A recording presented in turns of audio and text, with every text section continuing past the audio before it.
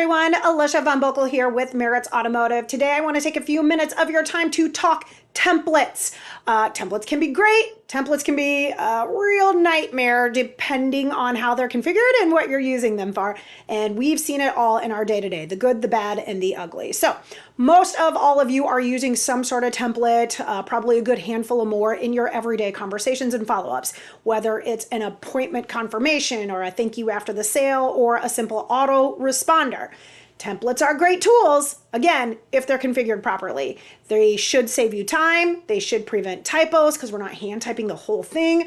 And they can even be automated in certain situations that do make sense. But if they don't include the proper thing, like matching merge fields or great subject and signature lines, or if they come from that nasty long CRM email, vin dot something or another dot whatever have you be dot doesn't make sense dot gonna get caught in spam versus your at dealership.com email, they're going to be the reason that your customers don't engage with you, which is obviously the opposite effect of what we wanted to have. So let's talk about what a good template should include. Most emails, especially in the short term, need some sort of personalization. So your template should be a thought starter, not a complete set it and forget it. They should be from a specific person, not your friends at the dealership.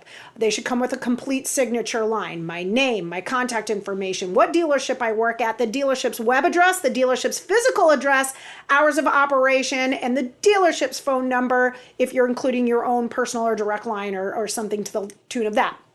If you're going to use a merge field, a pre-populated set of information that you get from your CRM, make sure your CRM collects that data. I can't tell you how many times that we've seen templates go out that say, thank you so much for your interest in a make model unknown, because the CRM didn't collect the vehicle of interest that was submitted in the lead. Or you see an email go out that says, I'm sorry we haven't had the opportunity to connect yet. Are you still interested in a vehicle? But that email goes out about an hour after you've just hung up the phone with that person, or a day after you've had, either a texting or an email conversation back and forth, because that's a situational email that got fired out because somebody didn't mark that as a contacted lead. And that's what can happen when we automate templates, or we're using, complete set it and forget it templates, and we're not, proofreading or personalizing or anything like that. So I wish I could tell you that a lot of these situations are uncommon, but again, we see them in the day-to-day.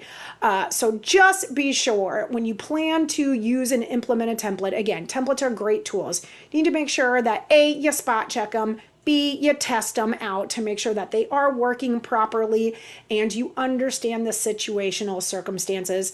Not everybody wants to talk to a live person on the phone all the time, but almost nobody wants to know that they're talking to, a machine or a robot. So keep it simple, keep it personalized, and you'll keep the sales coming.